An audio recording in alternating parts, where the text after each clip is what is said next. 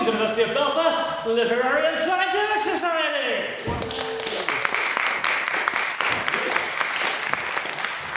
I don't think I really need this mic. No, I don't. I'll just turn that away. So, hello everyone. It feels very strange to be standing up here. As you should have noticed, we're not in the Centre Room this evening. We're in the glorious chapel of the Union Theological College, very kindly provided to us by the college itself. We were supposed to have a guest chair this evening, the wonderful Reverend Dr. Paul Bailey, but alas, work called him away at the last moment. So, no guest chair today, simply this guest venue. So, the motion this evening is, of course, this House Regrets the Reformation. I have just a few announcements to make before we begin. First of all, as you may have seen if you've looked at the reverse of the order paper, next week is our 168th birthday. Yay! The way that works. Yay! For anyone curious as to how that works, why it's the 168th birthday, even though it's the 169th session, that's because the society was founded in, I think it was on the 11th of February 1850. So the first session was really only 3 months or so until about June or July. And so the second session would then be from 1850 to 1851. And so the last number in the session number is always 1 plus the year, even though the actual age of the society is still just the last number of the year, if that makes any sense. So yes, next week is our 160th birthday. We have some festivities planned. There shall hopefully be cake during the meeting, but more importantly afterwards, we are bringing back, it's really distracting me. I mean, the acoustics in this room are, I just heard you say share at the time. The acoustics in this room are quite good, you don't really need it. But yes, bringing back another, I don't really know if it's a tradition because I'm not sure if we did it more than once, but a number of years ago we had a council auction. A council auction in which the various lovely members of the council sold themselves off to the membership to do, dear me, all sorts of wild and extravagant things. We have I'll only tell you a few things that are being auctioned next week so as to build some suspense. Mr. Bradley, I believe, would you like to kick us off with your weird and wonderful... Oh yes. Stand, good sir. Okay. Inspired by the hit TV show that appears on the iWatch, Taskmaster, if you're in the bidding, I will send you one cheeky text every day for a month. Any time, it could be midday, it could be 3 a.m. Charity! Mr. McDonald, have you decided yet? I have decided, but I'm thinking of like an hour piano lesson. Something basic. There you go. Mr. Dunn? No, you just have to wait for my one. No. Mr. Dunn? Do you know yet? Are you keeping it a secret? Keeping it a secret. Ooh. Find out, but it'll be spectacular. Indeed. Mr. Dolben? A delightful reading of a bedtime story.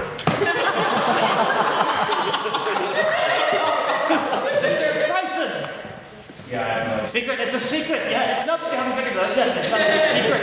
Mr. O'Neill, what are you planning on offering yourself for during the auction next week? What do you? I think it was a baking lesson. A baking lesson. There you go. And I'm personally juggling. I tell myself. Yes. Oh, yes, of course. I personally am juggling the ideas of either letting one fine member who wins act as the president for a day, or possibly instead.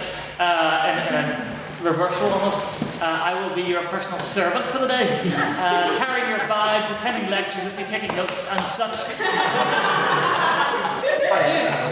Doing whatever you command, basically. So yes, the idea is that next week, instead of adjourning to woodworkers, we shall instead be adjourning to egg, yes? Yes, the egg. Yeah. The Eglinton, just Upstairs. up the road over there. And to the upper part. It is an auction, so there shall be hopefully furious bidding wars, and all the proceeds shall go to charity. I believe our charity is NI Shelter, yes? Yes, let's all nod and pretend that we remember. Yes, NI Shelter, so yes, it's for a good cause, and you'll get to make the council look like idiots, so that's always good fun. So I look forward to that. Otherwise, on a brief note, our schools competition is just under 2 weeks away. It's 2 weeks from yesterday, so that's the 21st, I believe. The main thing that we would ask the membership to do with helping out is to judge at that. Judging is very easy, I assure you. There is basically, hello Mr. Lamb. There is a sheet of criteria that you're meant to listen out for during the speeches and just give a score between 0 and 10. And yes, it's quite easy, it's good fun, and you get to mercilessly judge teenagers, and hopefully, honestly, what greater joy is like than that. So please, if you're interested in volunteering, speak to any of the council afterwards.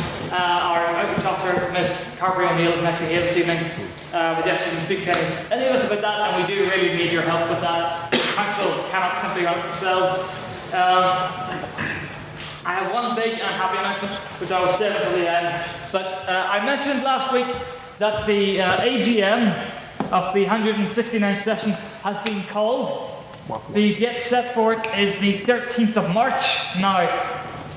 As I'm sure most of you are aware, the AGM is when primarily we elect the council for next year.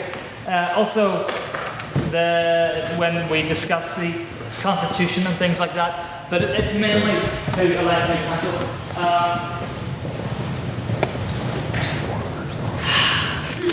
Refreshing. So yes, as that has been called and that has been set, no new sign-ups are allowed. If you haven't paid already, you're not a member. And generally, so no.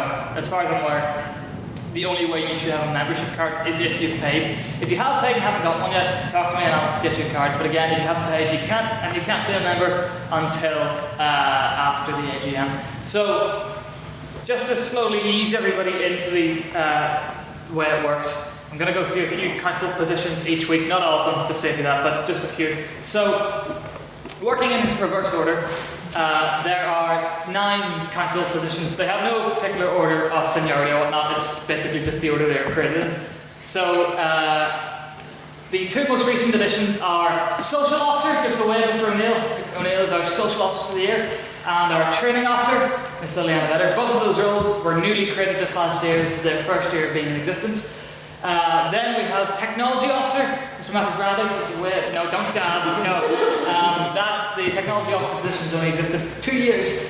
And then after that, we've got Outreach. Miss O'Neill, Carberry O'Neill isn't here. That's existed for about 4 or 5.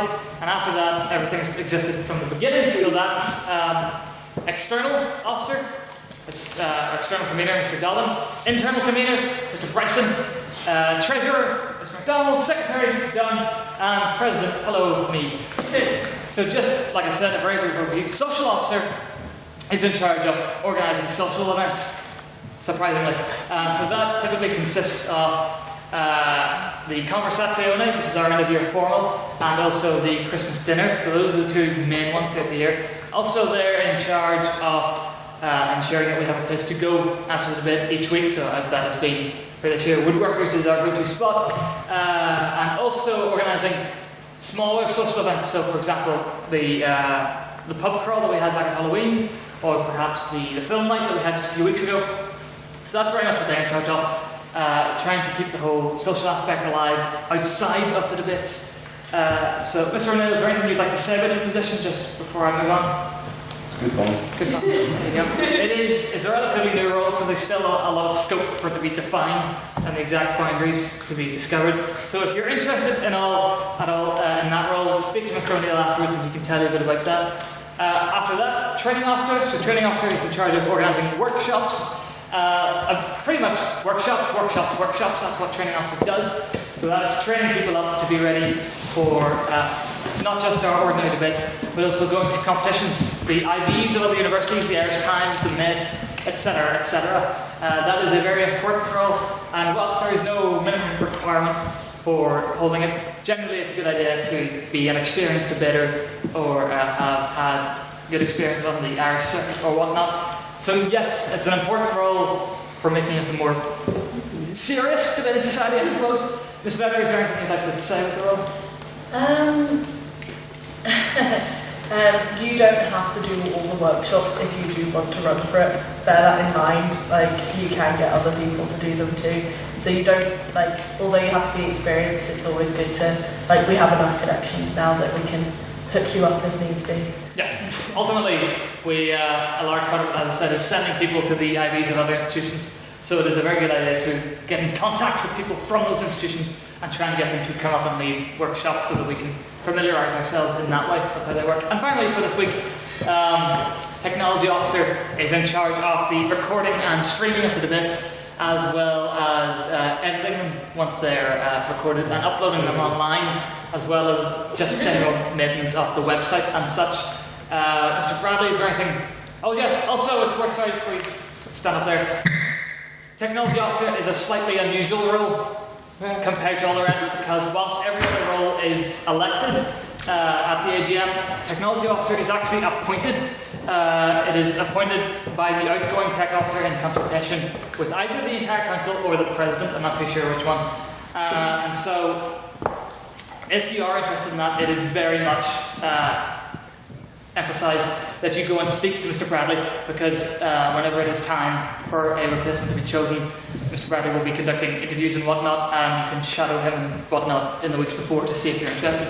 Mr. Bradley, anything you'd like to say? Thing is, you do need a laptop for it. It doesn't have to be brilliant, but if you could, you do have it on the laptop. If you could steal it off a sibling, something like you could use that. Or we need to steal it off a former tech officer. Yes. If anyone steals that laptop, one, you're not winning the interview, and two, you're not winning at life. Or it may end. And yeah, pretty much. Be nice to me, and I'll give you the job. There you go. So yes, as you said, a laptop is quite important because it enables the streaming and also it makes editing much easier. So yes, those are the three positions for this week. Next week we'll cover external, internal and outreach. And the week after that we'll cover the executive. All I would note is that nominations will open, whilst it is called, nominations aren't yet open. Nominations will probably open about 2 weeks beforehand, so just around the beginning of March. You can read the Constitution, it's online, to get the more nitty-gritty details about how they work. You need to be seconded by someone else. You also will need to write like a 250-word manifesto that goes up on the Literate Firm. But the only piece of advice that I personally would give is please do not stand if all you're interested in is an extra line on your CV. The things that the Council does typically are not hard, but what they do require is an investment of time and energy. If you really shouldn't clear the year, find yourself sitting there thinking, oh no, this is a real struggle, I don't know how to do this. What you will find yourself doing is sitting there thinking, oh no, how am I possibly meant to juggle this council work with a job or my academic work and so on and so forth. You need to be prepared to give that time commitment. Because again, someone else could be doing the job and someone else could be doing it better. So yes, please do not just stand for an extra line on your CV. It happens a lot in other societies, less so much here, and it has rather terrible effects, as many of us have observed, whenever people don't actually stand out of a love for the society. But yes, the last thing, on a slightly cheerier note that I have to announce, is that I am very pleased to announce that for the first time in 5 years, the most prestigious debating competition on the island of Ireland, the Irish Times debating competition, will be hosting its final at Queen's University, Belfast. So yes, for those of you who don't know, the Irish Times is, as I said, a debating competition hosted by the Irish Times newspaper. It has only ever been held in Northern Ireland once before, as far as we're aware. It was held up at Riddle Hall in 2013, and it wasn't held by us, it was held by the Institute for Professional and Legal Studies. So this is in fact the very first time that we have had the honour of hosting it. It typically rotates around the various Dublin universities, but we have snared it away from them this time. So yes, sadly, just due to the nature of it, it isn't, funnily enough, open to the ordinary membership, because so many, judges, actual High Court judges and yada yada yada, newspaper types are invited. But nevertheless, it is quite an achievement for us to be holding that, and hopefully our very own Edmund Bradley. I'm not Edmund Bradley, so... You are Edmund Bradley. Edmund Doherty and Russell Nairn are semi-final and will be competing next Tuesday. So with any luck, we will see some literary competitors in the final. Don't get your hopes up. The last time it was held here, the then Secretary and future President Adam Kidd was speaking in it, and he, I believe, was the runner-up for the individual speaker. We haven't actually won it as a university since the 60s. I believe former 57. President... Pardon? 57. 57 was I it? believe so, yeah. Eamon McCann? McCann's here, yeah. Yeah, Eamon McCann, former president, won it in 57 as an individual speaker, and we won it 3 times in years prior to that as a team. But seeing as how the society hasn't really existed more than 6 years, we haven't had much success in it over those. But yes, yet, until this year. So yes, and also, it would be remiss of me not to point out that it is very graciously being partly funded by our beloved Law Society. So yes, a quick show of your appreciation for the Law Society, please.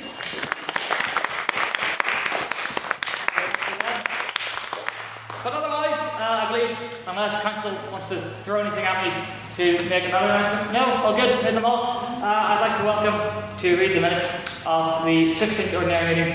This House believes allies have no place in queer spaces. Our illustrious Secretary, Mr. Peter Dunn.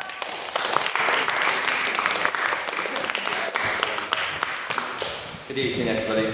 The 16th Ordinary Meeting of the Literary and Scientific Society took place on the 1st of February 2017 and was attended by 64 members. So last week's private members' business started with congratulating the new Vice-Chancellor, and this week we had Honorary Life Member Finbar Rogers talking about Arlene Foster and road agendas. Quite the contrast indeed. Mr. Russell commented that they should be hung and killed, while Mr. Matthew Sullivan suggested that we should just accept our new road agenda overlord. Mr. Robert Clark then moved on to a subject rarely touched in the House, that of President Trump. He asked for the opinion of the House of the State of the Union address, and in particular, his claim that it would fire federal employees.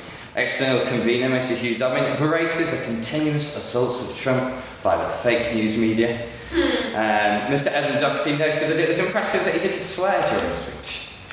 Social Officer Mr. Conor Neal then contributed to discussion and asked that despite Trump generally being Trump, would anybody take into account that his tax cuts have actually benefited the economy? Our tax lawyer, Mr. Matthew Bradley, on an unusually serious point, said, well, maybe, but if it has, it's all that Trump cares about. Forget rights or social change or women's rights or anything like that. The President then officially called the AGM of the 169th session. May have had terrible flashbacks, so no more silence. Mr. Finbar Rogers, HM, then asked what measures are being taken to archive the presidency of Mr. Matthew Bradley. Long live the Bradley Revolution. Still there, it's a shame. He argued to not recall the extensive output of memes Mr. Bradley would be akin to the National Socialist Government of Germany. Mr. Rupert Doherty, ensuring his place in the minutes yet again, asked the President that if the House could refer to him by any nickname, what could it be? He said he's never really had nicknames. I mean, I'm sure I could think, working with him for nearly a year now, of several nicknames which wouldn't be suitable for the minutes. But he's saying that with a name like Black, it makes you sound terribly racist if you come up with a nickname yourself. But last, the President was unable to think of anything even remotely funny, so didn't really give an answer. In response, right, moving on to Ms. Kira Swale, she asked the President what his favourite YouTube channel was. Initially, the President was unable to give a response, shame, resign, and all that. He then replied eventually with Philip Franco, who is an interesting fellow, apparently. Mr. Matthew Sullivan then asked the President to give his best impression of a barbaric yacht, which is apparently some reference to the Poet Society, which I unfortunately missed. As always, he tried his best. Mr. Robert Clark then... Not sure I like that implication. I'd like to see you give us a barbaric yacht. Let's see how they compare. Mr. Robert Clark then asked if he could be any letter of the acronym LGBT. Thus, what would he be? The President remained tactful on this rather bizarre question and said that he would be the plus, as is apparently what he did. The President then introduced the motion of the evening, which read, "This House believes allies have no place in queer spaces," and took a vote on prior opinion, which read 1 for, 19 against, and 25 abstentions. Opening the case of the proposition was maiden speaker and the president of the LGBT+ Society, Mr. Will Hancock Evans. He started his speech defining exactly what a queer space is, and then explaining the need for their existence, which apparently isn't for allies looking edgy and socially accepting while slut-dropping Kremlin. Although he emphasised the importance of allies' support, he argued that it was not necessary for them to enter queer spaces, as to do so would trivialise the persecution of their community, endured, and make a less safe environment for that community. Opening the case of the opposition was our recent redress. External convener Mr. Hugh Dobbin. He argued that it was pivotal for us to understand what indeed a queer space was and to apply the same level of historical analysis as the proposition had. He asserted that it was imperative that allies were not to domineer queer spaces, but to support the cultural movement with a clear distinction that isn't part of allied culture. He implored that the House that allowing allies into queer spaces shows that the LGBT+ community is an integrated and integral part of our society. Second up for the proposition was maiden speaker Chell. He argued that nightclubs such as Kremlin should be more inclusive, but there are certain spaces which should be exclusively queer. It doesn't make one less of an ally to not share these spaces, but they are necessary for a specific reason. Furthermore, Chell highlighted the divisions that many allies have when concerning the trans, non-binary, intersex communities, and questioned how that community could possibly feel safe with these divisions. Second up for the opposition was our third maiden speaker of the evening, Mr. Carl Craig. He argued that the idea that allies don't have a place in queer spaces was counterproductive to advancing the LGBT+ movement as a whole. He asserted that by allowing allies into queer spaces, education surrounding the issues to do with the community is increased, and this will in turn contribute to the societal inclusivity and tolerance. He concluded by arguing that the proposition's case was very well intentioned, but goes against what the movement should stand for. Concluding the case of the proposition was Miss Emma Crofty-Huartes, who assured the House that this was purely a question of space and did not exclude allies from the lives of LGBT+ people. She argued that to not allow allies into queer spaces would have an overwhelming positive impact on society, providing a safe refuge to make the community stronger and thus strengthen the LGBT+ community. Concluding for the opposition and thus the debate was our fourth maiden speaker, which I feel is a record for this session, Mr. Elliot Beaver. Continuing the notion of the previous opposition speakers, he said that by creating a queer space, we are thus forging a level of exclusivity, which is opposite to the ideals of furthering rights and acceptance of the LGBT+ community.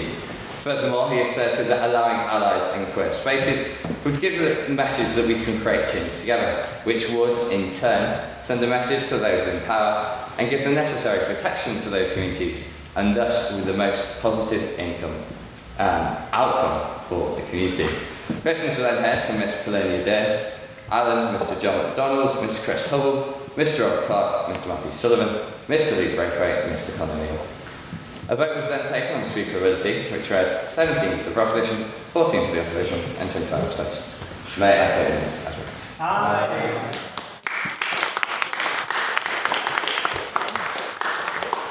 Hello again. Mr. Doherty, would you mind making sure the door is correctly adjusted? Apologies. Also, just semi-announcement, just a reminder that our end-of-year formal, the Conversazione, is still scheduled to take place on Tuesday the 20th of March. Tickets should hopefully be on sale from next Thursday. I believe the price is going to be £30. We're just working out the menu as things stand. Yes, £30 is probably what it's going to be. So yes, please do come along to that. It's in the Ulster Reforming Club, which is a truly spectacular venue and really does put the formal in the formal. So yes, I hope to see you. Is that a bit redundant? Is that not very intelligent? Oh well. Shush you. So yes, we shall now move on to private members' business. Does anyone have any items of private members' business? Let's go with Mr. Glasgow. So almost 100 years ago in this very building, the Parliament of Northern Ireland sat for the first time. Almost 100 years later, there is no devolved government in Northern Ireland, and there hasn't been for the last year. The Secretary of State said there today that she believes a deal may be possible within the next few days. I think possible but not probable. We're at a time where all of our public services are facing huge pressures. We don't have an assembly to meet this. A report was also recently released by the government that said that a hard Brexit in Northern Ireland would shrink our economy by 12%. And because of the current political climate, we still don't have an assembly to meet this challenge. I just wanted to hear the House's opinions on the probability of an assembly being formed and what might lie in store for Northern Ireland in the future. Thank you very much, Mr. Glasgow. Does anyone have any thoughts on that matter? Mr. Hickman. I mean, firstly, we have to admit the fact that 12% on 0 is still 0. But, joke aside, realistically, we've got this upcoming, the hope within days, we may have an executive. And the realistic alternative, if these talks fall through at this point, isn't, as we've heard the Taoiseach urge, another election, because, quite frankly, we've just had enough of those. Just here in the UK generally. But so, realistically, the solution after this point would be a return to direct rule. And ultimately, the question before the members of the Assembly, they are members of the Assembly, but just not of the Executive, is whether or not that is what is desirable from both sides. And that's the compromise that needs to be reached. Thank you, Mr. Hickman. Any further comments on the motion, Mr. MacDonald? What Northern Ireland needs is strong and stable leadership.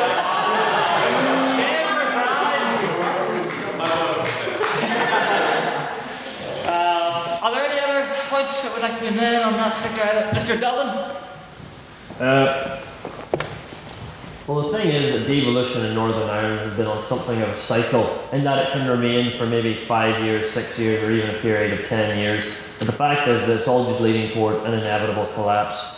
And every time it does collapse, what we have is a further disillusionment and disengagement from the public, which resets back to zero. There's a shrinking of economy and a lack of growth, and growth just gets completely stunted, which completely resets that. So it really leads us to a point where, rather than, aside from the question of direct rule, we need to ask ourselves whether the devolved institutions, as they were set out in the Good Friday Agreement, are still applicable, and if that's the sort of institutions we need to still be continuing with, or if Northern Ireland and how it's run needs to be changed at a constitutional level and not just at a parliamentary level. Thank you very much, Mr. Dublin. Mr. O'Neill? Based on Mr. McDonald's response, I actually asked the House to maybe take a vote of confidence in his abilities. Dear me, are you officially putting that forward? Are you officially proposing that? I'm going to take that as a no, then, and move on. Also, Mr. Better, are you taking photos this evening, or should I ask somebody else to? What? I saw you with your camera at the beginning, and now it appears to have disappeared. Yeah, it's not. Okay, Mr. Nairn, would you mind with your pixel taking some photographs, please? That is the appropriate response, yes. Thank you very much. And final point on this particular piece of business, Mr. Rogers, HLM.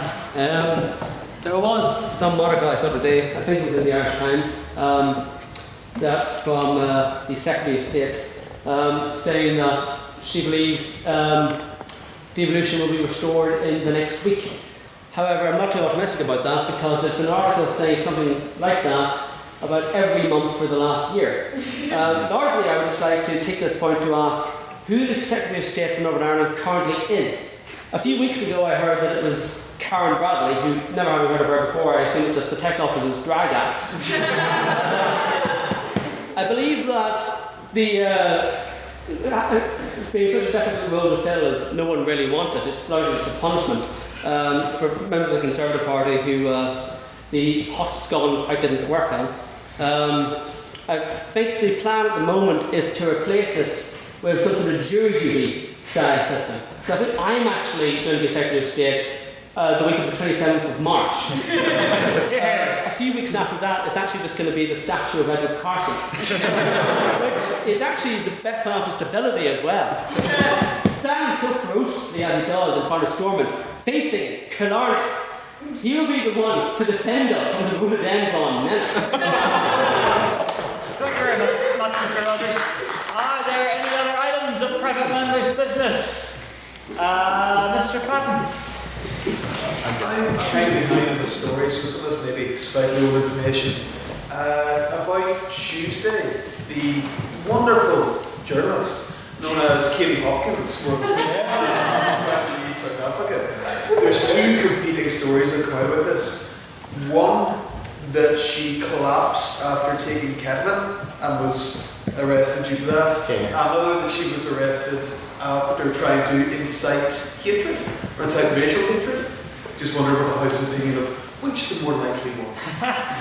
Thank you very much, Mr. Patton. Anybody have any thoughts on that? Mr. Doherty. I think the best thing to come out of this is the fact that Katie Hopkins got arrested. It's a shame she wasn't arrested in England, I have to say. I would say they're probably going to claim it was for using ketamine, and of course it's actually for racial hatred. And she should probably be the person that people shout lock her up about, not Mrs. Clinton. I believe that's what the youths call a hot take there, Mr. Dobbin. Any other points on that particular business, Mr. Dobbin? Is that the problems with Katie Hawkins are only perpetuated by the fact that people insist on talking about her. Hear, hear. I think that the best solution to this is that we take what any sensible person should do and what the rest of the world should do, and is stop giving her attention, to stop giving her airtime, to stop giving her news articles, and stop caring about anything that comes out of her trap.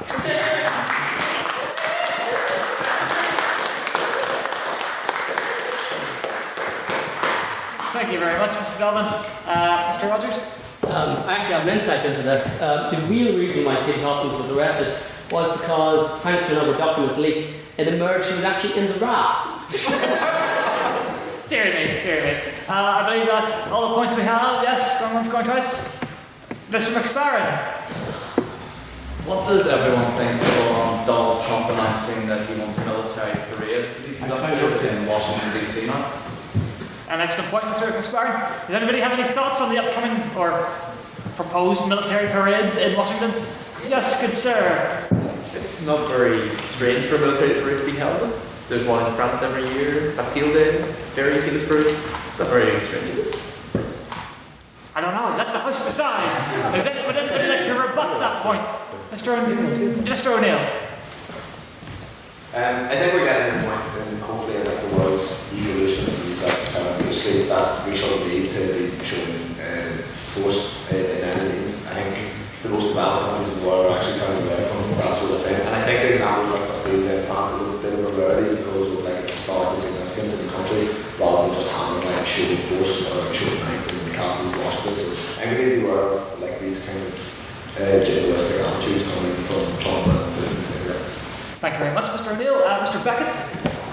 I think it's worth considering what Washington is. It doesn't function like other states. And so to have military parades there of all places, as opposed to even somewhere like California, which is fairly liberal, is actually quite concerning because of what Washington's meant to represent for America, which is something non-denominational. And in Washington, you can't even vote, for example. Thank you very much, Mr. Beckett. Any final points on that piece of business? Going once? I saw a hand, kind of, no. Going twice, 3 times, gone. Okay then, thank you very much. Are there now any President's questions? Ms. Feather, HLM. What do you think about the fact that Kylie Jenner actually did have, that's not her surname, did actually have a child in the end? She's been hiding it all along.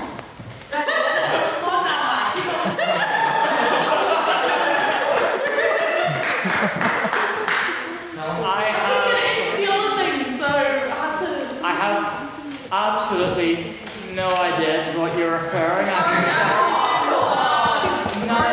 Would someone like to enlighten me? No. Not really. Did you say Kylie Jenner? Depression for 9 months. No one's getting As in the Kardashian? Yes! No, I'm sorry, it's not entirely eluded.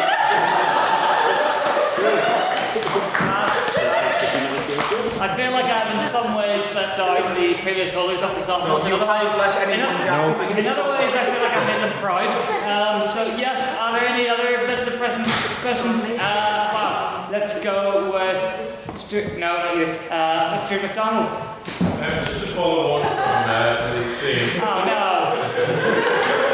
What do you think of Kim Kardashian's third child, a surrogate child? What do you think of it? Yeah. What do you think of it?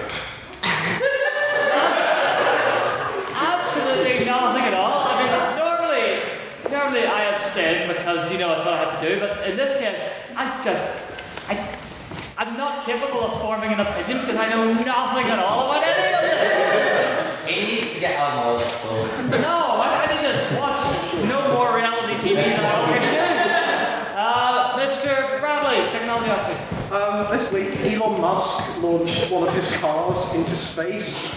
So, if you could launch absolutely anything into space, which Kardashian would it be? I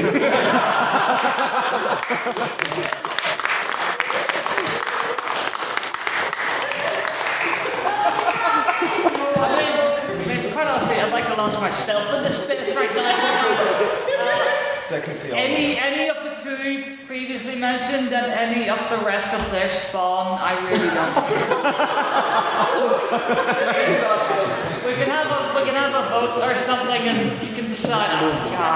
Mr. Nairn, please don't ask me about the Jenny. Mr. President, you are standing on a train platform. In front of you, there is one button that will divert an oncoming train to run over Kim Kardashian. There is also another button that will divert an oncoming train to run over 5 nondescript children. Which button do you press? I mean, I feel like this is a trap in some way that like the Kardashians are actually lovely people on the they're maybe a terrible person. I mean, I think just going with the previously established modus operandi that I have, is there some way that I can just kill them all? Is that... If you don't press the button, So 5 children, are you sure that's right? I mean, honestly, let the record show that I'm disappointed that it's a mere 5. I mean, really, that's disappointing. Mr. McSparren? Mr. President, if you're doing Kardashian. No!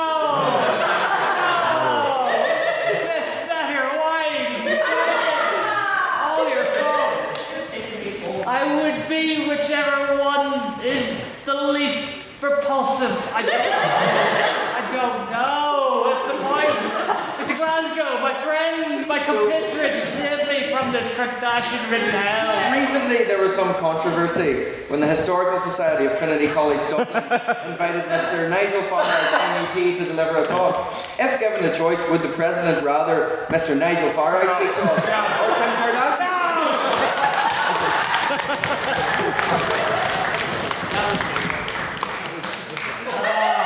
You were this close to each other. This close to Farage.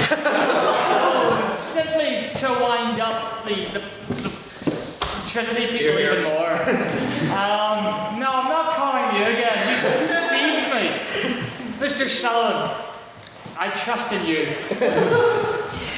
Yes, Mr. Sullivan. I thought you said like sour or something. No. Mr. Sullivan. Mr. President, if you could be any of the 95 feces, which Kardashian would you be?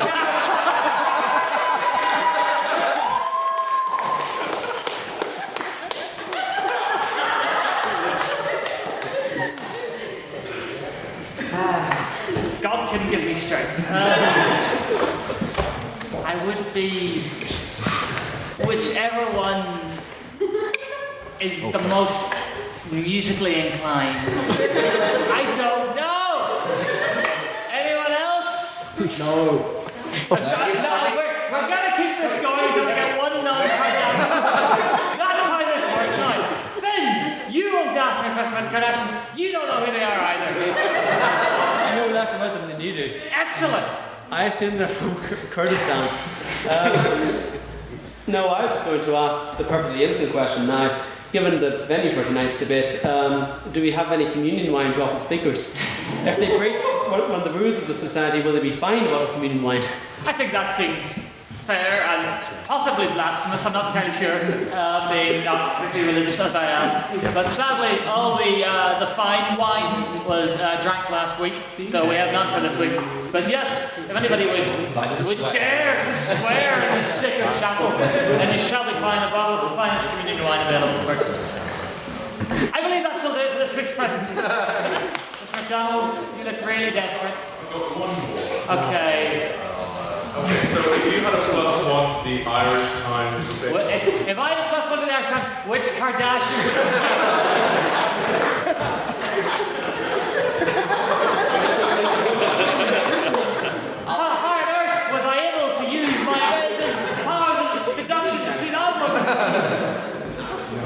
Look, I think that the obvious question, or the obvious answer is Kylie, because she's just been so strong after all the things she's been through. Such an entrepreneur after the whole, that tip that really got her started with that, she's turned into the development business. That's really, I'm such a big fan, can't you tell? I know I moved the house to a vote on prior opinion. Thank heavens. Don't sigh, what is this? The motion for this evening is this House Regrets the Reformation. This is a vote on prior opinion. As such, it is just your stance on the motion right now, right as of this minute. So, you do not need a membership card to vote on this. Are we sitting, by the way, prop up? Yes. Okay, good. If you would be inclined as of this moment in time to vote in favour of the motion that this House does indeed regret the Reformation, please raise your hand and say aye. Aye. Aye. Keep them up. 1, 2, 3, 4. Just 4. Aye. 5. All those against the motion, please raise your hand and say nay. Keep them up. 1, 2, 3, 4, 5, 6, 7, 8, 9, 10, 11, 12. Looks like no one has an opinion. And all those who would like to abstain on the motion, please raise your hand and say nay. Okay, very good. Keep them up.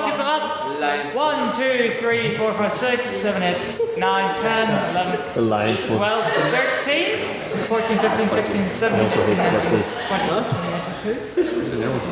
Mr. Secretary, could you please read back? Dear me, that was disgusting. I apologise. Mr. Secretary, could you please read back the vote? That was 5 votes for 13 against and 22 absent. Why are you all here then? So there we have it. As of this moment in time, the House has no particular opinions on the matter whatsoever. Hopefully, some very informed and enlightening debate will be had this evening, and we will all be educated, and we will all have a stance by the end. Although, if the voting trends of this session are anything to go by, that is highly, highly unlikely. So, we have a number of maiden speakers this evening. Just while I remember, all of them have declined the right to preemptively decline questions, apart from Ms. Gibson, so don't let me forget about that, as I usually would. So, it is my great pleasure to welcome a maiden speaker to kick us off, if you don't mind coming up there when you're ready. Yes, maiden speaker, Mr. James Beckett!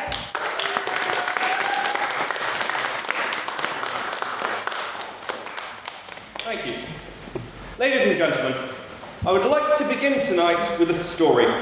The tale of the indulgence seller, Johann Teitzel, is a simple one.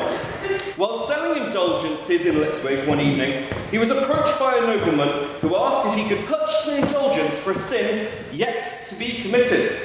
Teitzel readily sold him the indulgence and made to leave the town.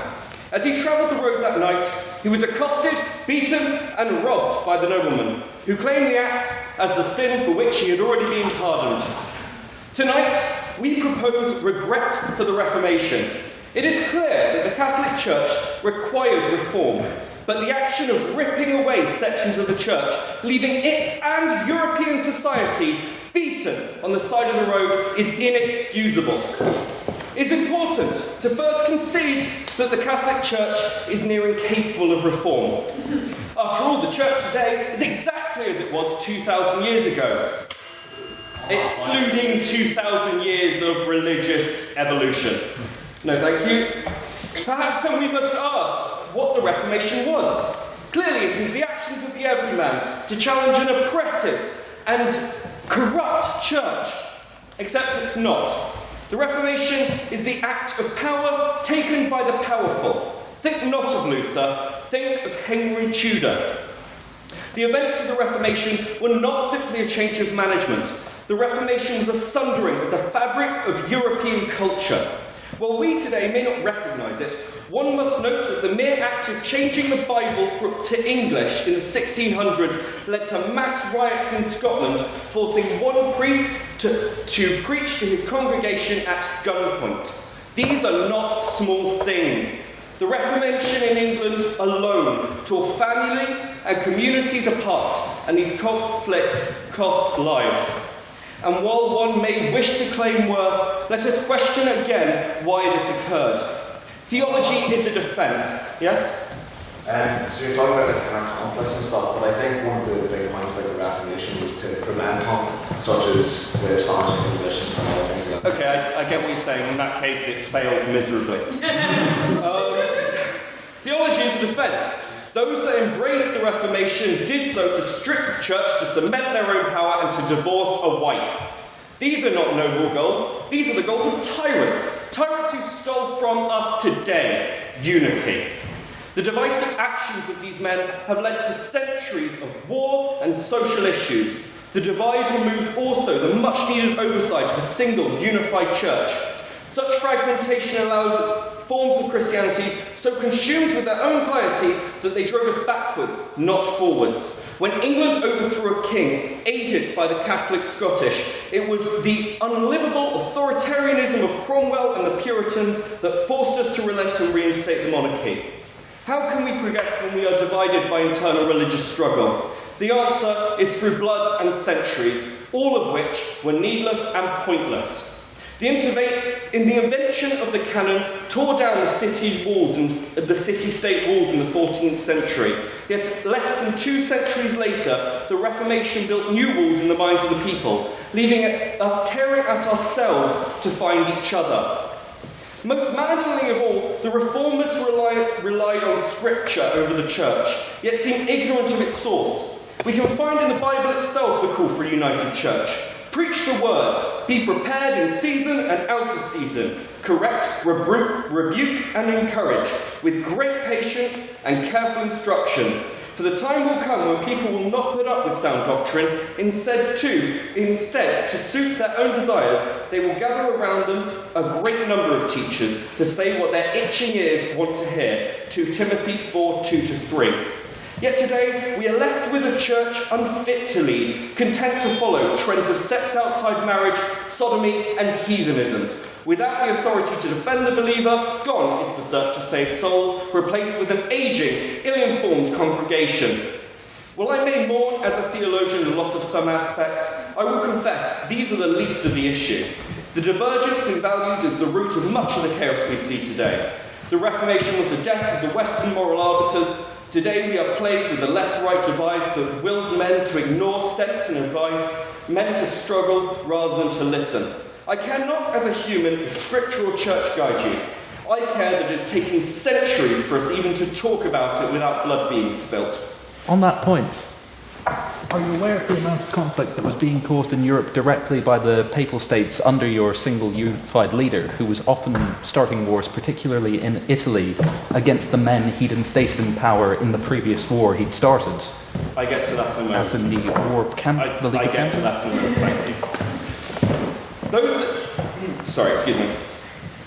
Those that did this knew of the slaughter of the Cathars and the damage of the Great Schism.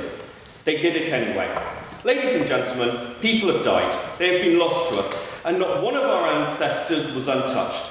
Even now, Europe is divided, along familiar religious lines cascading from this event. I urge you to think of them. The church is a family, and when in a family, the correct Christian action in times of difficulty is not to abandon each other. Ladies and gentlemen, tonight I urge you to support the proposition that we regret the Reformation.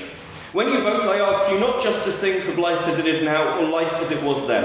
I ask you to think of how pointless all of this has been. Regret for the Reformation is regret for the lives lost to the struggle of monarchs, and regret in all of us for what could have been. Thank you.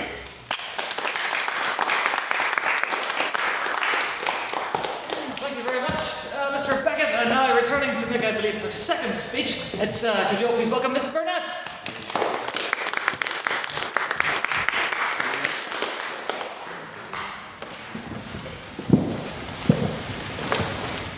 Good evening, ladies and gentlemen. This House will be arguing against the motion that we do not regret the Reformation, rather we celebrate it. I will be considering some of the theological benefits of the Reformation. My colleague Jake will then consider some of the socio-historic benefits, and Hugh will then sum up our argument.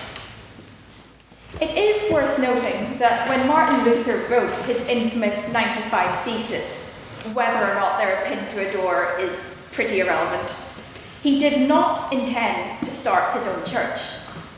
Initially, he wished to reform the church from the inside, but found that the institutions were completely unable to change. The fragmentation of the church was a necessary last resort. However, before I present my arguments, I wish to share with you a few words in Latin. Salve, quam vos, loquisne linguam latinam, me navis, Vultanus, angulis plena est. Did you understand that? No? Neither did I. Without the Reformation, we would all sit in chapels just like this, week after week, listening to a language we did not understand, while we were financially and spiritually extorted by a church which had forgotten its humble heritage. On that Yes. Are you saying then that the Catholic Church hasn't changed at all? I mean, the Bible began in Hebrew, Greek, and then Latin. I mean, surely that evolution would have occurred with or without the Reformation. I think it certainly would have taken a long time, because yes, the Bible did begin in the language of the people, but then the Catholic Church, for a period of hundreds of years, managed to have the law that it could only be preached in Latin, because that was seen as some sort of holy language. So I believe without the Reformation championing putting the Bible back into the language of the people, it would have either On that point, ma'am? No, Barragan. Okay. It would have either never happened or taken a lot longer. There are a multitude of reasons why the church needed reform 500 years ago. The church had forgotten its true purpose to spread the good news of Jesus Christ and had instead become a geopolitical entity. The desire for wealth thus led to some very questionable theology, such as the selling of indulgences, which was mentioned by the first speaker. This was a doctrine whereby you could purchase forgiveness for certain types of sin. Thus, yes? As I recall, most bishops really didn't like the idea of paying for indulgences, and the Pope especially was very against it. There was only a few priests. That may be so, but the fact that it still existed was need for reform. If a mispractice, no matter how small, should still be corrected. Johann Tetzel, who was mentioned by the first speaker, himself said, "As soon as a coin in the coffer rings, a soul from purgatory springs." No thanks. Jesus himself said, "You cannot serve both God and money." Furthermore, another reason why the Reformation benefited the Church and society as a whole is how it encouraged literacy amongst the common people.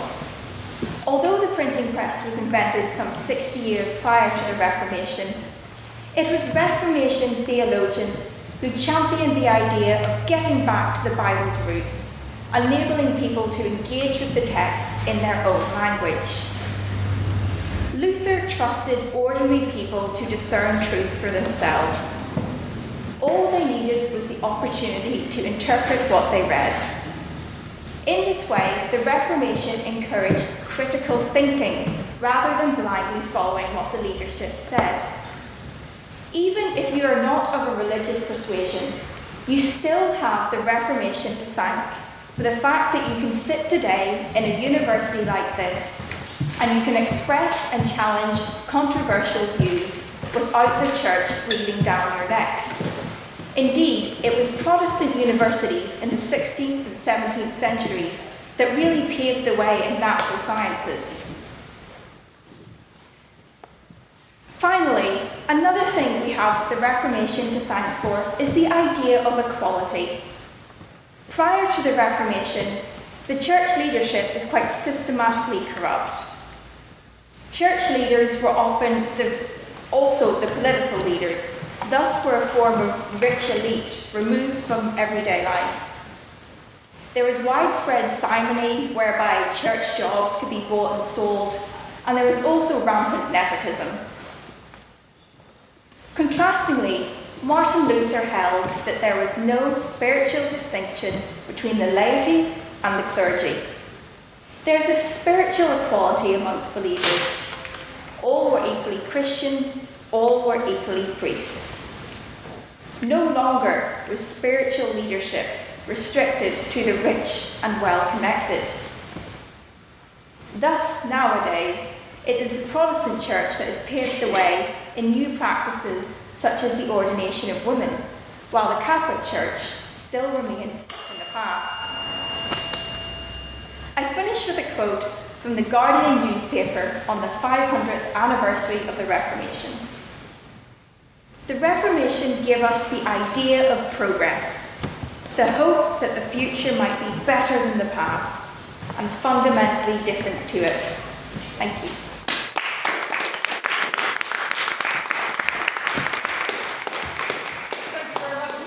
I must apologise to our first speaker. I forgot to ask the House to give another round of applause for a wonderful maiden speech.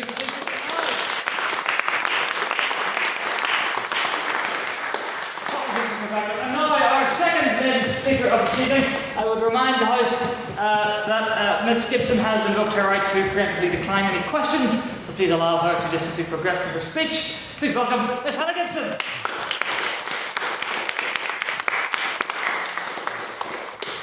Good evening.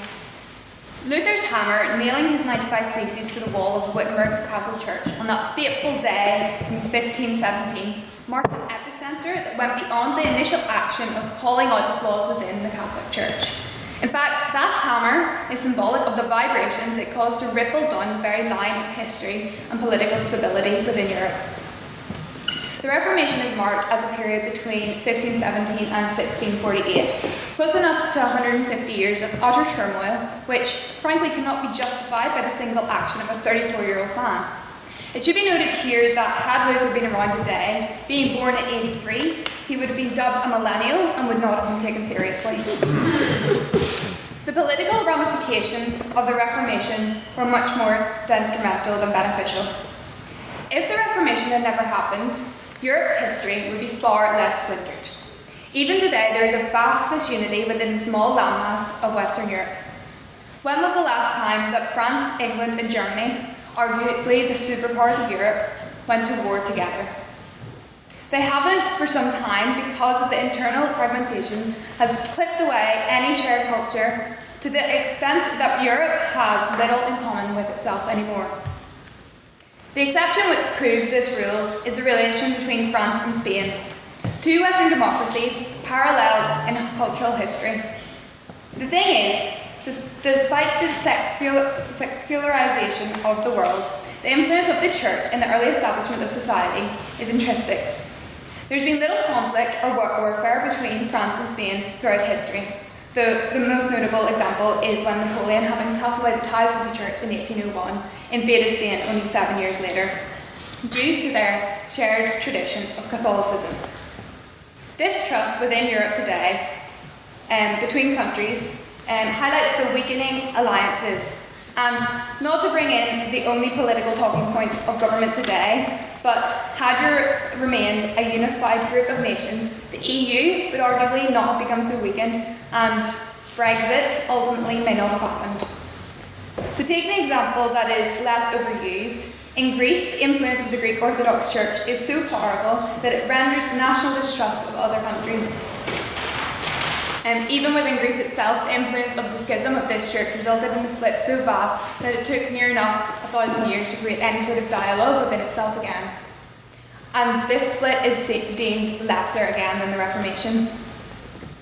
Within the period I've previously outlined, as that of the Reformation, atrocities spread throughout Europe like wildfire. Regimes of oppression, both of the Catholic and Protestant people, were rigorous and hate-fueled. In France, the Huguenots, notably named after their leader who had a huge nose, were the Calvinists in France. And they came into from Switzerland in about 1550. Although it is noted that neither side, that the Catholic or the Protestants, are innocent in any aggression or violence, Louis XIV ensured in the Edict of Nantes that once that had been established, that substantial rights to Protestants within his Catholic nation would be ensured. The religious wars of France, once fought on the battlefield, settled in government, continued within the domestic, resulting in 400,000 of those Huguenots fleeing their homeland. This shows a clear example of how the Reformation, as an action of heightening bitterness and intolerance on both sides, makes it regrettable. It is also easy to dub the Spanish Armada as an act of Catholic aggression. This may well be true, but the religious prosecution of Catholics under Elizabeth I is a raw fact. Under her reign, 130 priests and a further 60 supporters were put to death for treason. Attending Mass was punishable by prison. Devotions were to be made internally and silently. And Catholics were made to feel alienated as they were spied upon and branded unnatural in every juncture under the Machiavellian fear ruling of Elizabeth I. While Spain was informed that 50% of the English population would support its armada, the Tudor propaganda machine warned of genocide where, and this is a direct quote, that the Spaniards were bringing a shipload to hang all men and another shipload to whip all the women. In reality, 64 of the 129 ships of the Spanish Armada were lost and 13,500 sailors died. Even looking at the 30 Years' War, which spanned between 1618 and 1648, the events that led to the Peace Treaty of Westphalia, which finally put an end to religious warfare within Europe, although politically religion then became a divisive tool. The camps of Catholic and Protestant were seen as separate tribes. 20% of the German population perished, making it the worst catastrophe to affect Germany until the Third Reich of the 20th century. Now, the previous speaker talked about critical thinking and how the Reformation allowed this to be used within faith. However, in Augsburg, it was delegated down whether or not subjects' religion was to be Lutheran or Catholic. It was not a matter of people having faith or having the freedom to reform their lives to their religious beliefs or to align this with the new church if they felt so obliged. It was a fact that they were told what they now believed. Faith had become politicised, a matter of being on the defensive or the offensive. Protestant ground won was the Catholic ground lost, and those who tried to stand their own ground were beaten, physically or otherwise. We do not oppose Reformed theology, but rather the means by which the Reformation took place. Again, equality was only made possible because each camp of Christianity was equally threatened with the prosecution because of their religion. So the method of the Reformation cost more politically than it won. And the shared themes of both camps of Christian faiths, that is love, grace and forgiveness, were all thrown out the window. I urge you to support our motion.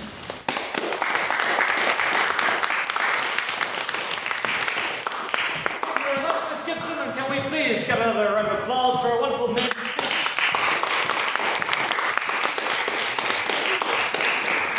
I'm going to ask all of you to welcome our third maiden speaker for this evening, the speaker for the opposition, Mr. Dick Kieran.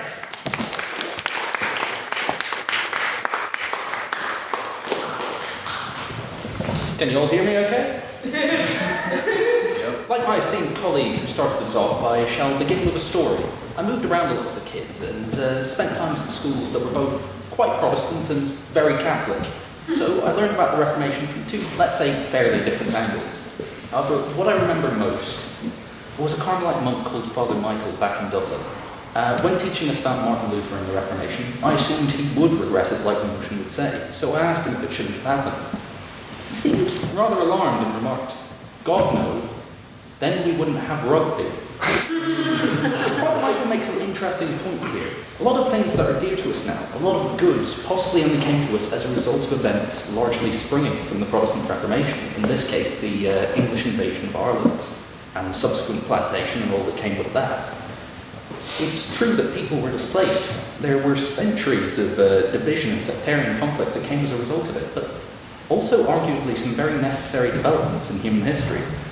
Without the Reformation, and without the invasion, and without plantation, we would be deprived of so much positive good. The children of this plantation would go on to become arguably the most important contributors to Irish nationalism. I can see your point, but I mean, slavery had positive outcomes. Should we not regret slavery? I disagree. I believe that's a different case. I think slavery was a moral injustice, whereas this was a thing that occurred that's maybe something that's had a complex legacy rather than a purely negative one. For example, as I was going to say, the children of this plantation, Henry Grattan, Theobald Wolfe Tone, Isaac Butts, Charles Stewart Parnell. Charles Stewart Parnell alone gave so much the concept of paid MPs, the modern political party structure, the modern boycott, the tool of activists to this date. We wouldn't even have the word boycott without Parnell, about the seeds of this plantation. Bad things happened, we may criticise them, but we cannot change it. We must cling to what was good and not simply blame Protestantism for the bad. If we do that, we must recognise the good that it caused. Aside from this, there is so much positive good brought into the world by the Reformation that is independent of any terrible thing. The knocks of the hammer that Hannah mentioned in her speech went on to shatter the military might of the Catholic Church, making any possibility of another crusade startlingly drop. Bear in mind, these crusades... Oh, yes. Well, yeah, the Crusades are bad, and it's good that the Reformation meant there were no more Crusades. It's just that came at the price of the single bloodiest religious conflict Europe has ever seen, the 30 Years' War, where 8 billion people died. I'll get onto that in a moment. I believe that was also a positive development in a certain way. However, this wasn't simply used for the Holy Land. This was used against any religious enemy of the Church. The Cathars in the south, the pagans in the north, the Hussites in between. Any religious enemy of the Church who had an army could be suddenly targeted. The Pope could write a letter and it would be open season on any religious dissenters. Let's see. After the Reformation, this firepower was suddenly cut in half. England couldn't be relied on. The Holy Roman Empire couldn't be relied on. Any number of other nations could turn at any given moment. The Church had to count its blessings. I don't think it's coincidence that its meddling in Italian affairs in particular dramatically dropped after the Protestant Reformation began and Lutheranism started gaining ground. Within a century, the single biggest Holy Roman Empire, the single biggest nation in Europe, managed to come to a conclusion at the end of the 30 Years' War, one of the bloodiest wars in European history at that point. It's ended up recognising 3 separate faiths: Calvinism, Lutheran Protestantism, and also Catholicism, legally, if not equally, under the law. This is the first step, I believe, towards a modern secular Europe, and I do not feel we can in any way regret that. What's more, kilts. The Scottish kilt. That icon of Scottish culture hailed the Quakers who brought it to us. On that note, the Quakers are to date the only religious group to have received the Nobel Peace Prize for their work helping refugees after World War II and before that. Further back than that even, they helped with famine relief in Ireland in the 19th century. Without the Protestant Reformation, all of that good would be lost. On that point. Yes. One of the key reasons that aid wasn't sent to Ireland by the British government was because the man in charge of the relief efforts, Lord Trevelyan, was of the belief that the Catholic Irish were being punished by God. Now, I think that's an unfair thing to believe, to blame Protestantism purely for that, because of one wacko. Many Protestant faiths, Presbyterianism in particular, are based on the idea of freedom of thoughts between members. So to try and hold them accountable for the members of for the faults of a single member is rather contradictory and misses the point. Furthermore, I do believe that there were much more pressing actions than pressing factors than the beliefs of a single member, such as the fact that the British government at the time was basically in the form of shutdown. It had a minority Whig government that got in specifically because of an argument over laissez-faire economics, which is too complicated to go into currently. However, I do believe that's not really something to claim. Not really a valid point. Furthermore, and arguably most importantly, to build on an earlier point, it put manners in the Catholic religion, which was not, as my colleague would have you believe, a pointless effort. they were doing whatever they wished on a political stage, all for power, not for God. Do you know how the Holy Roman Empire came to be? The Pope decided he wanted to get on the good side of Charlemagne, King of Europe, King of France, who was conquering half of Europe, and said, "Good on you, you're the new Roman Emperor." This gave the Pope a good deal of power in matters from then on, as any Holy Roman Emperor had to be officially coronated by the Pope. Therefore, I believe that it was rather necessary to curtail the Catholic Church's actions in this respect. I believe there would have still been conflicts, simply of a different flavour, with the Catholic Church eating its own tail. As the speaker before me mentioned, expansionist dictators such as Napoleon used shared religion as an excuse to expand their frontiers and to invade other countries. Now, arguably most importantly, I think it's important to examine how times evolved and to look at Protestantism now. As my colleague mentioned, women bishops, gay vicars, all symbols of freedom of thought. Look at the Catholic Church by comparison, trapped by its own rules. It cannot allow women to be priests, cannot allow gay priests, will not allow priests to marry, but racked by scandal and guilt. It's a stark difference. Now, there are still many a mile to walk, still many a system to reform, but I conclude firmly and entreat this House to agree that I do not regret this first Reformation.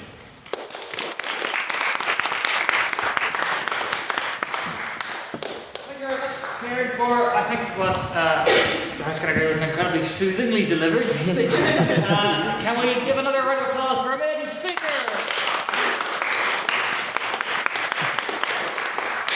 And now, to conclude the case for the proposition, it's our Godkin winner for this year, Mr. Morgan Hickman.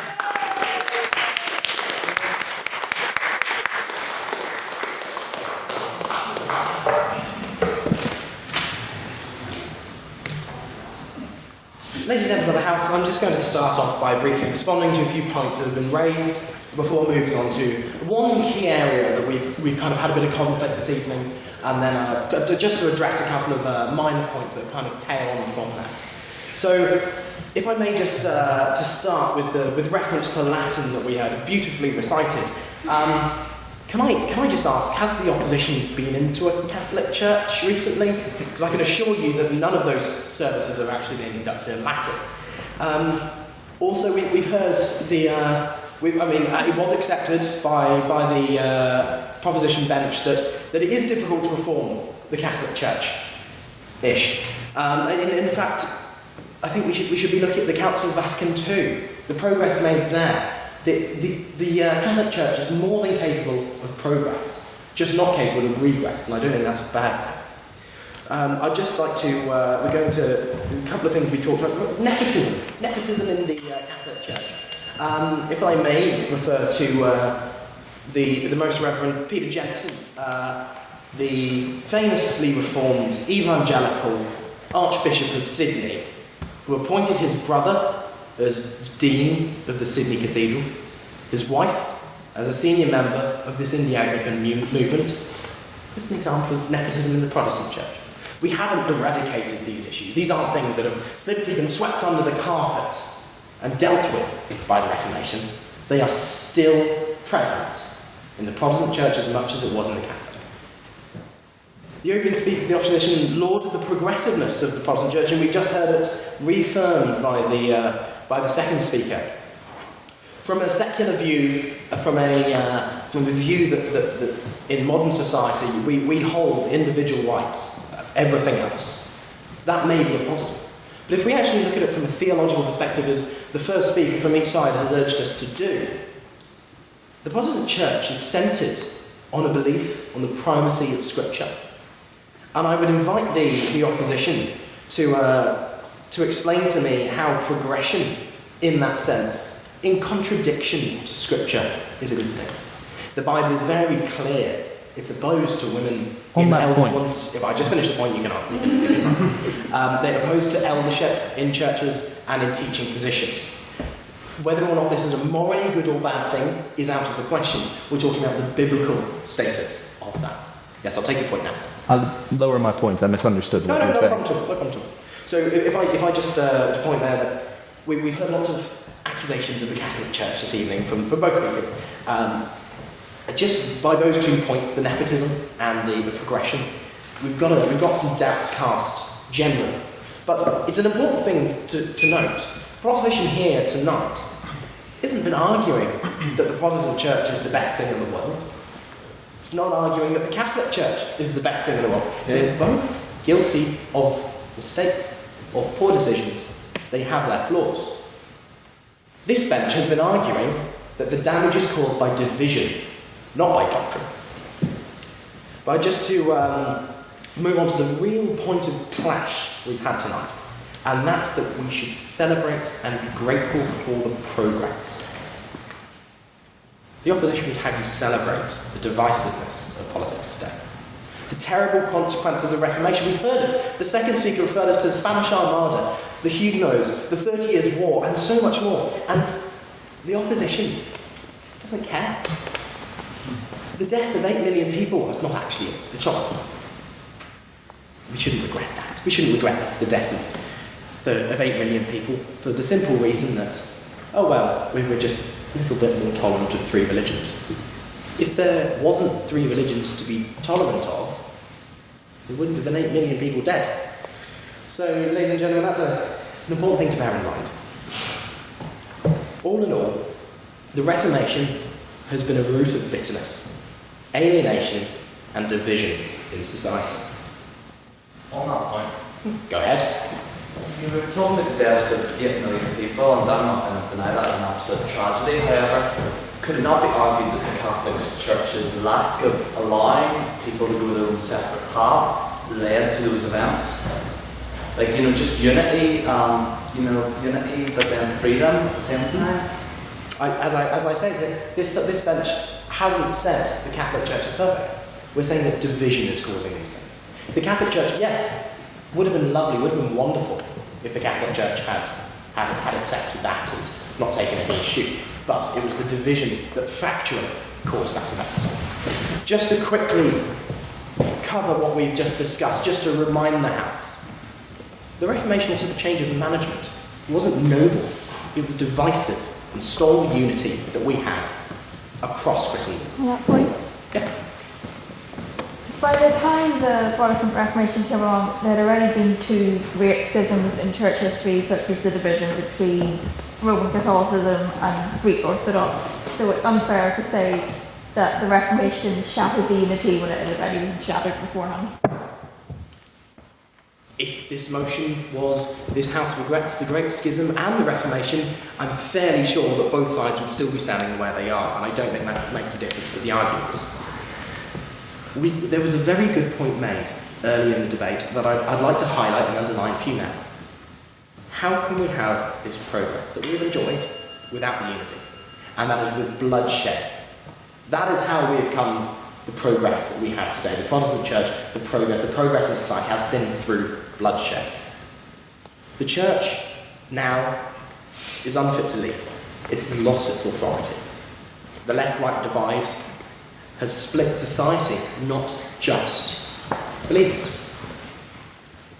We've had the response of the increasing liberalism of society that has created the knee-jerk and negative reactions from the extreme right. Ladies and gentlemen, the Reformers were aware of the consequences. And I'd like to bring you back to one image we had to start. As a family of a church, we shouldn't be so ready to quickly estrange one another. There's always been a problem on the timescale. The Reformers were too quick. They were too eager to have it done. Given time, it would have been achieved. Ladies and gentlemen, the Catholic Church was capable of reform, just not as quickly as it was. And that is why the nature of the Reformation has been so damaging. And I'm very happy to propose the motion.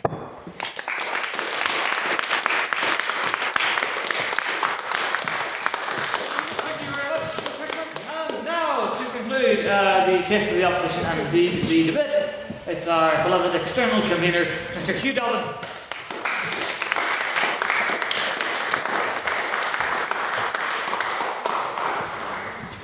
So, I know what you're all thinking, that is probably that this gentleman is woefully underdressed, especially when compared to the previous speaker. I I will begin by stating that I was aware that I was giving this speech approximately 8 hours ago, so give me some benefit of the doubt. I'd like to begin my speech by acting in an antithetical manner to Martin Luther himself, and to not leave my thoughts at the door and bring them in here, in a manner that the freedom introduced by the Reformation has allowed me to do. So, in my eyes, this debate has hinged on two perspectives. That is the perspective of what the Reformation has had an impact on history and on society, and secondly, and perhaps more importantly for what the speeches have given so far, what the Reformation's impact was on history, on theology. So, first off, let's talk about the theological perspective and what it means about how religion is practiced today, and if the Reformation has truly been a hurt or a harm to it. Now, there's been much said about church's ability to change. If the Catholic Church could change, if the Protestant Church changed enough, or if the two splitting at all was positive or negative for change occurring. We have to think realistically, and this is something which has been missed. What causes a church to change in the first place?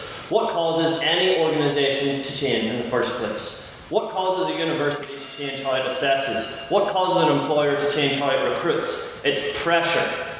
And at the end of the day, a church will also respond to pressure from its believers, from its sheep. At the end of the day, if there is enough pressure mounted against a church, that is how they will change. That is how the Catholic Church will begin delivering its services in Latin. That is where the Protestant Church comes from. It is people looking at an organisation, at an institution, and deciding they don't like how it's run. And this is the central tenet of what we've been saying about what progress meant for the Reformation. What happened, and I will later discuss the ripple effects that occurred because of what happened, but what happened was someone was able to look at the institution which was domineering society, which was having people afraid of witches, which was selling indulgences, and to say, maybe this can change. Maybe the way Martin Luther said wasn't the right way to change. The way that Henry VIII said almost definitely wasn't the way to change. And Oliver Cromwell was, as rightly put by Mr. Matthew Sullivan last semester, a genocide man. So what we've heard is that you disapprove of the manner Martin Luther took. You disapprove of the manner and the nature of what Henry VIII did, and of the consequence of Cromwell. Would you not have it put to you that that is the Reformation that you're opposing yourself in those very words? It is the Reformation, and if you fast forward to modern day, I disapprove of the way that the Protestant Church tries to suppress personal liberty, and the way that Pope Francis likes to hoard all of his gold. But, and he has a lot of it. No. What it merely means is the challenging of an idea. And I welcome a society in which ideas are challenged and new ones are formed. Reform was done too quickly, but it was clearly done at the right time, because it set things on a process. And that process started at the right time, although yes, initially, it doesn't seem like the best decision. And to briefly say about something that's been made about that unity, about how the division came too soon and that it was a great division, church unity is not possible. The idea that we could have had a complete unity under the Catholic Church for 600-700 years is ludicrous.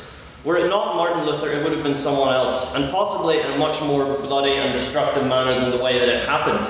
It is simply in human nature and in the nature of religions to disagree with each other. Across borders, something which spans as wide a scope as that does not agree. It can never agree. And I'm glad that it was the Reformation which was allowed to bring in that conversation. But we have to think about, we can only so far look at the theological impact from a purely historical perspective, about what it meant for Lutheran churches or the early developments. And we have to fast forward to the modern day. And in the modern day, although people who are within theology would disagree, I believe religion is in a better place than it's ever been. Because it's something which is purely a choice. Despite being raised in religion, it's not something I very personally partake in often. This morning, I was at an event run by the CU, where I was able to openly engage with someone from the Protestant faith and ask them questions I had about it. And I did this free of shame, free of fear of persecution, because these are ideas which in the 21st century we're able to freely share. And when we look at the principle of the Reformation, its principle lies in change. Its principle lies in looking at an idea and pushing however many theses we desire and saying that this is what we want. I can say what I want from a church. You can say what you want from a church. Sure, it doesn't actually mean anything unless it's said while Pope Francis is in his chair, but we all have our voices heard. And that is what it means for the Reformation. It's not just an impact on the Protestant church being founded or it being changed. It's the idea to faith altogether. It's no longer a big brother watching over us, but it's something that we can freely partake in as a way to understand the wider universe around us, freely. And this comes on to the point of historical and what impact that the Reformation has had on the developments within history. And we need to get on to the points of, obviously, the bloodshed. It's something that can't be avoided in this debate. And do I regret the deaths of 8 million people, as Morgan says? Yes, I regret the deaths of 8 million people. I regret the deaths of 6 million people. I regret the deaths of 1,000 people. I regret the deaths of anyone. But this is not a debate about specific historical occurrences. Because all of the conflicts that have happened in Europe over the past half a millennium, I believe is ludicrous to try and pose the conjecture that all were caused by religion. War is caused over resources. War is caused over a failed marriage. War has been caused recently, more so than religion, on workers' rights, on the rise of Marxism, of a desire for revolution, to emancipate personal liberty in the way that I prefer to see society go. That is why I am so glad that the Reformation happened, because we haven't moved to a society where what matters is the organisation which controls how we live our lives. Instead, we live in a world where what matters is how we choose to see it. If that means embracing a religion, embracing a higher power in a theological sense, it's a way that we can engage with that freely and in whatever way and however devoutly we choose. From a historical perspective, we have moved from solely caring about how the church cares about how we live our lives to having societies, government, politics, which is based upon what we choose for our own needs as nations, as people, not based on religions, based in Rome, based in Westminster, based in anywhere. This secularism is one of its greatest strengths, is the greatest strength for those who believe in no religion, any religion, their own religion, because we engage in it in whatever way we choose, as history did and as its practicers did. And that is why I do not regret the Reformation. Thank you.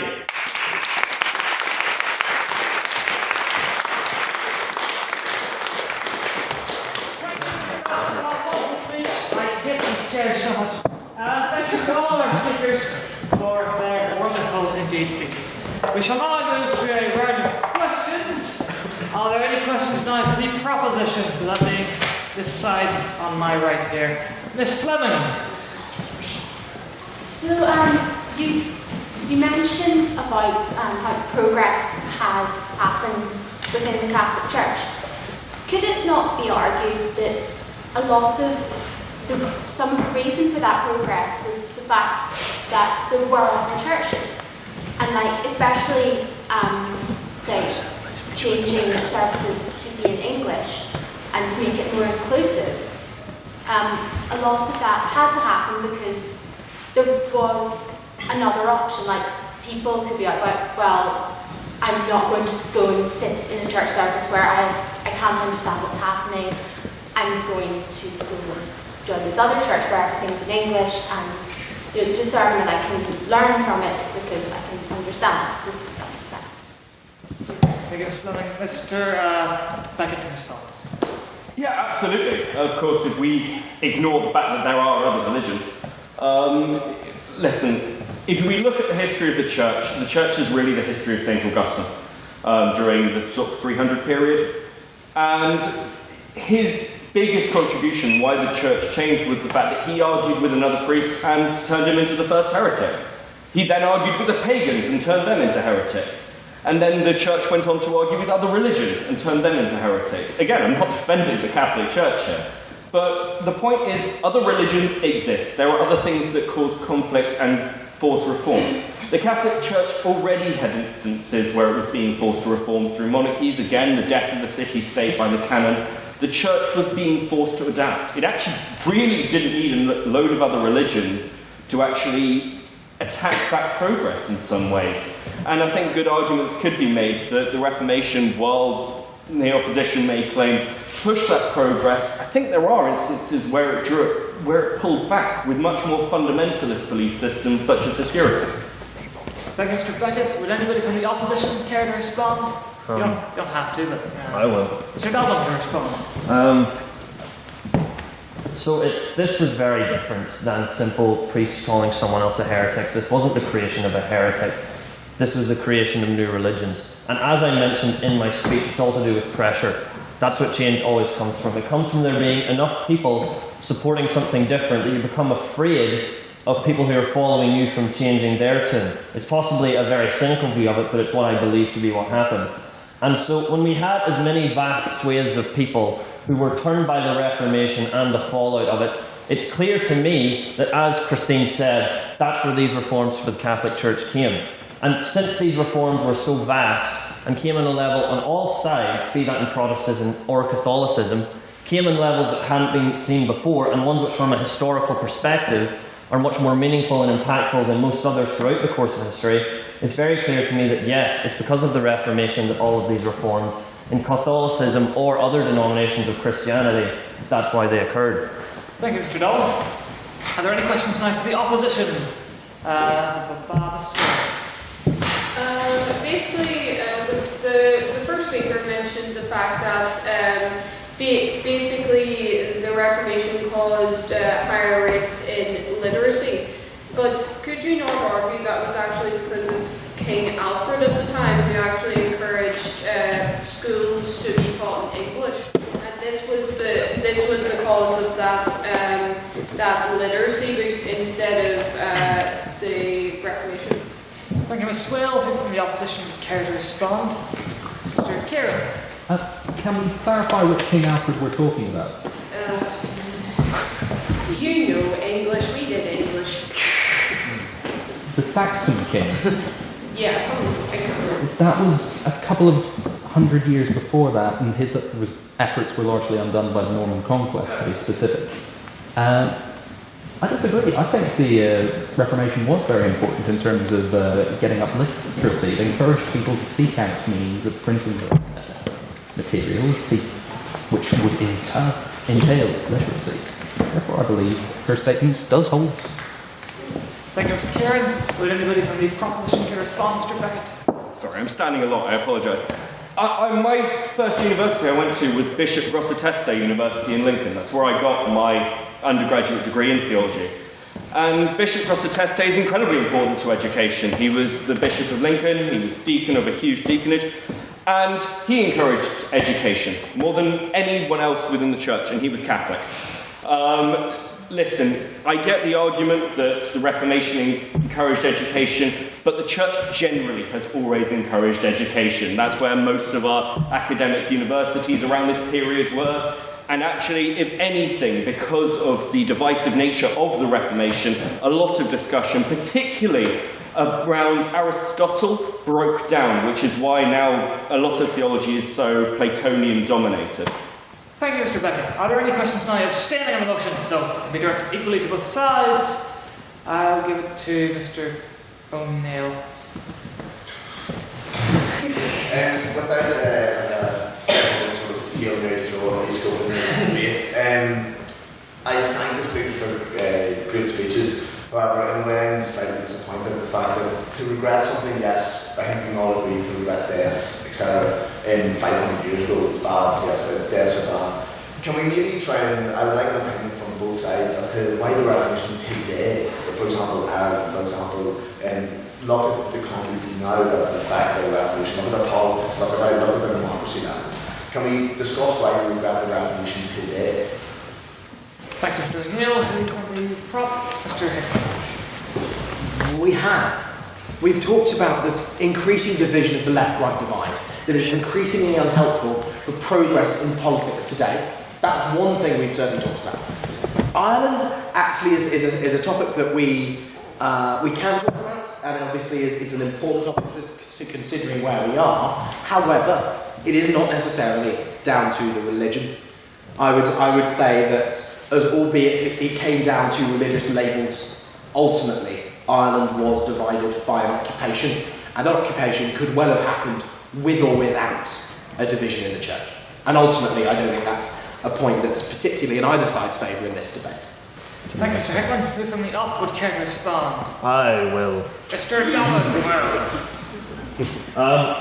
I could end my response to why I don't regret the Reformation today because of our lovely Lanyon building, which provides us with the Senate room that we use almost every week. But I will go further than that, in that I tried to explain in my speech that what the Reformation generally signalled, when we look at its eventual impact, was that it heralded the signal that we can decrease the role of the church, especially churches which are based in foreign places, as the Roman Catholic Church was. We can reduce their impact in the functioning of the state. And if we look at the world today, we can see the nations where the state, where religion does have a strong role in how a state is functioned, and compare that to the likes of the UK or most of Western Europe, and decide which we'd rather like to be a part of. Thank you, Mr. Dolan. Are there any questions now for the proposition side here? No one? None? Yes, Mr. Hubble. So all the speakers talked about unity and how progress, if there was to be progress, was then fractured or postponed by the division caused by. So if you look back at the old Roman Empire, which was mainly pagan, when the Christian church formed and based on Judaism, they were tolerated by the Roman church.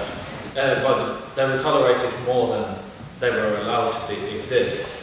And surely the rise of Christianity, the rise of Catholicism undermined the unity of the Roman Empire in the same way that the rise of Protestant. Do you regret the Catholic Church? Thank you, Mr. Hubble. Mr. Beckett to respond. St. Augustine's The City of God Against the Pagans is literally the church's answer to this. And Rome collapsed outside of Christianity. And Augustine's arguments are simple. It is not because of the Christian faith that the Roman Empire collapsed. It's because of paganism. And further to that, away from the religious argument, it's actually because the Roman Empire was unsustainable in many of the ways that it functioned, in the fact that it was basically leeching from the world around it, and then it collapsed when there was nothing else to leech, and internal squabbling and fighting and crazy emperors like Caligula destroyed the Roman Empire. So I don't think that's entirely fair, and actually further to that, I think the church, and St. Augustine in particular, provided stability for a world that desperately needed it. Thank you, Mr. Beckett. Would anybody from the opposition care to respond? Again, I do this too much. I'm fond all the time. No? Going once? No one else around. Decide. Wait. I'm trying to think. The president waits for no one. I do. There you go, Mr. Dolan. Yes. I don't.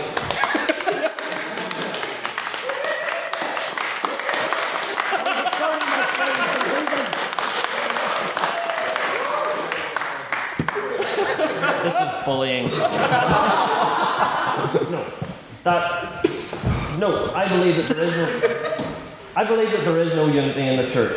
I've spoken my own speech of secularism, and I myself have no strong affiliation to faith. Europe hasn't gone to war much in the past 100 years. I talk again of we have to look at the Reformation and its impact. You said Europe hasn't gone to war much in the past 100 years. Well, maybe once. I'm at 6 something. I'm going to sit down.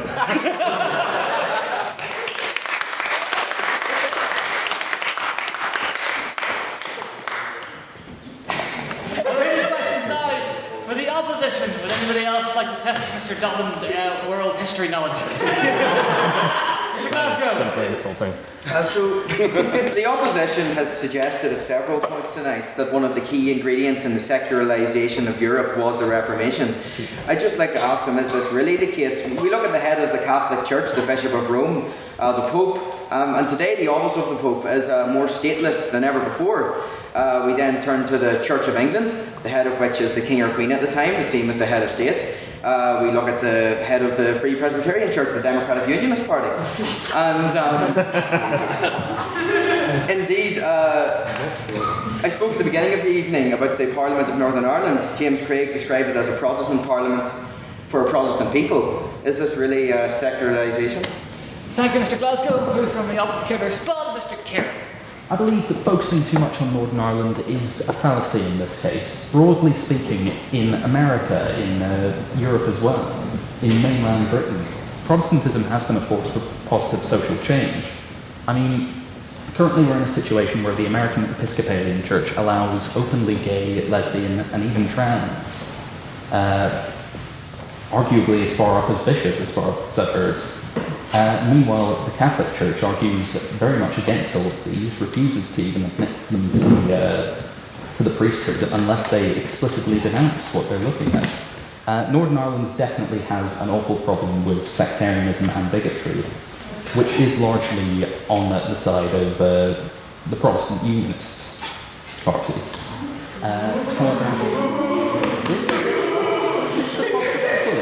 However, I will say that it's been the most divisive rhetoric has traditionally been on their side, particularly on social issues. I'm not afraid to say that. However, I don't feel it's representative of the global stage. Thank you, Mr. Kieran. Would anybody from the respond? Yes. Mr. Leaps to his feet. Okay, can I just, one thing I'd like to firstly point out is that the honourable member of the opposition here has sadly mistaken liberalism for secularism. We can have all of those things in a non-secular society. That would just be a liberal religious society. That doesn't make any difference. You talked about, in fact, the liberalisation of the church in America. A perfect example of the nature of a non-secular organisation that is liberal. So ultimately, that point fails. Secondly, talking about Northern Ireland, I quite like this. So the divisive rhetoric, anti-liberal, conservative rhetoric coming from the DUP. So if I take out maybe just 1 or 2 points from that. So we talk about maybe gay marriage, that's a big one, and perhaps abortion. Probably abortion is more of a flashpoint issue at the moment. And maybe there's another party in Northern Ireland that opposes abortion. Maybe it's not Protestant. Maybe it's the SDLP. This isn't an issue that we can simply draw down on one denomination or another. As this bench has argued repeatedly through tonight, this is not a battle between the Protestants and the Catholics. This is a battle between unity and diversity, or division, separation, disharmony, bloodshed, ultimately, is the cause. Thank you very much, Mr. Hickman. I'd like to draw the House's attention to the excitement of Mr. Downstairs when he heard the phrase battle between Protestants and Catholics.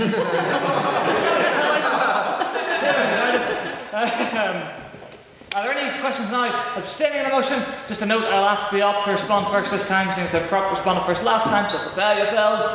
Mr. Rogers, you'd be patiently waiting. Well, the current trend seems to be, I'll begin with a short story.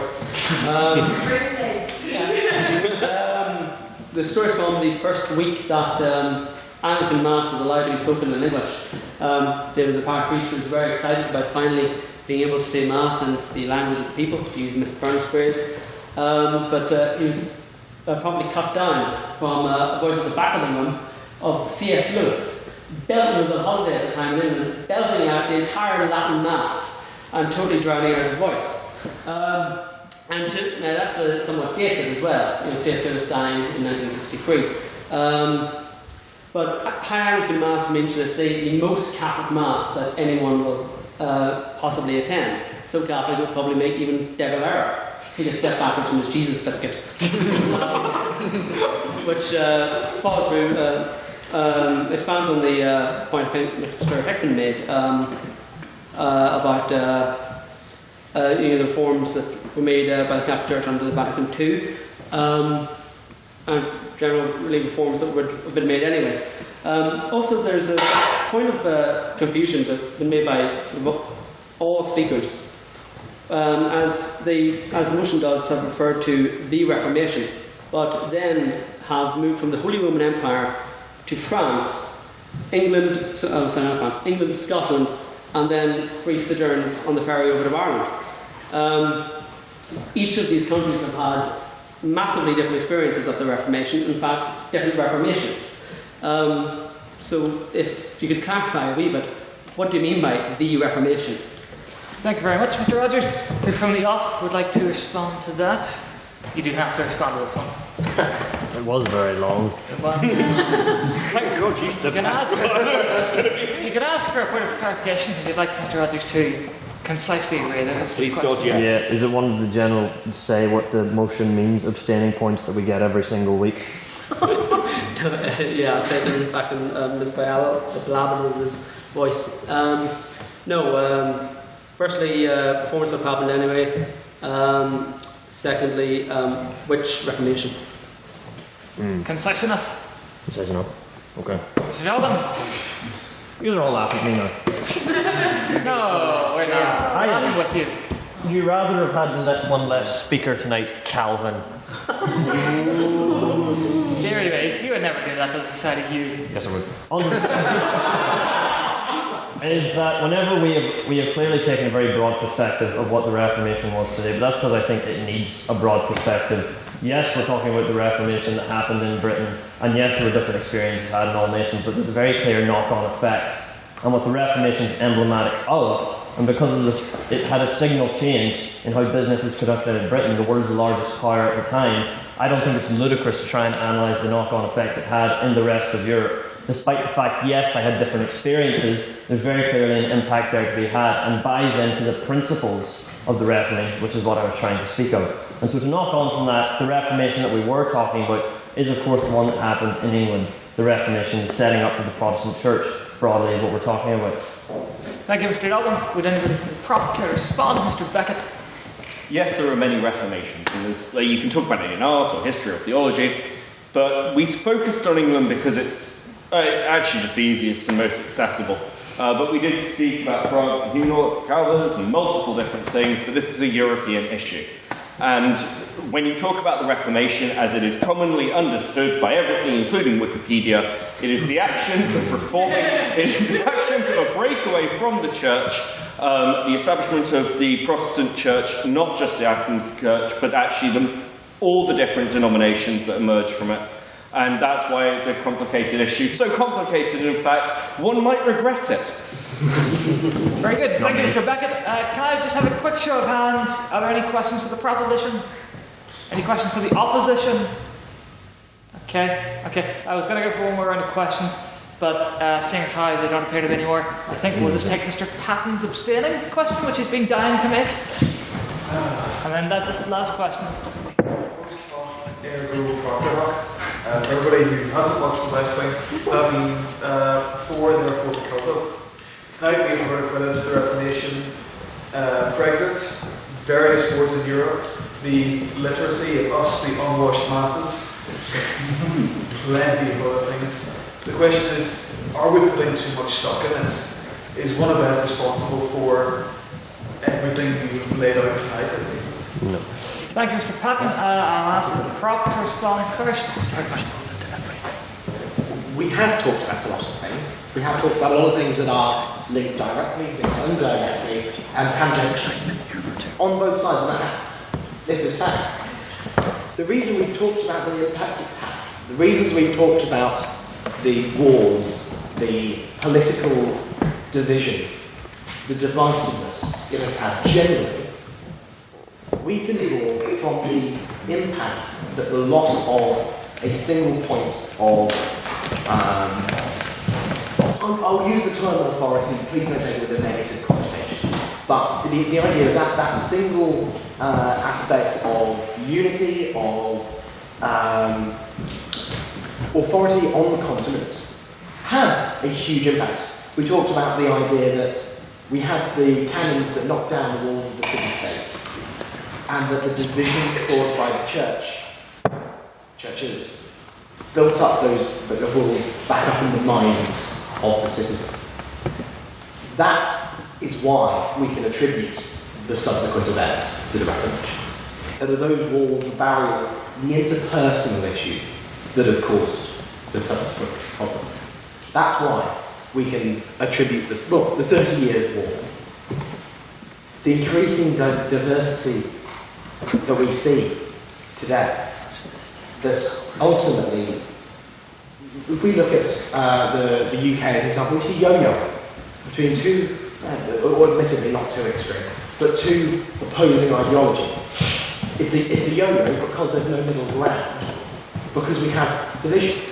Without that division, without the hostility that division has caused, then we would have a better world to be living in, and that's why we should regret it.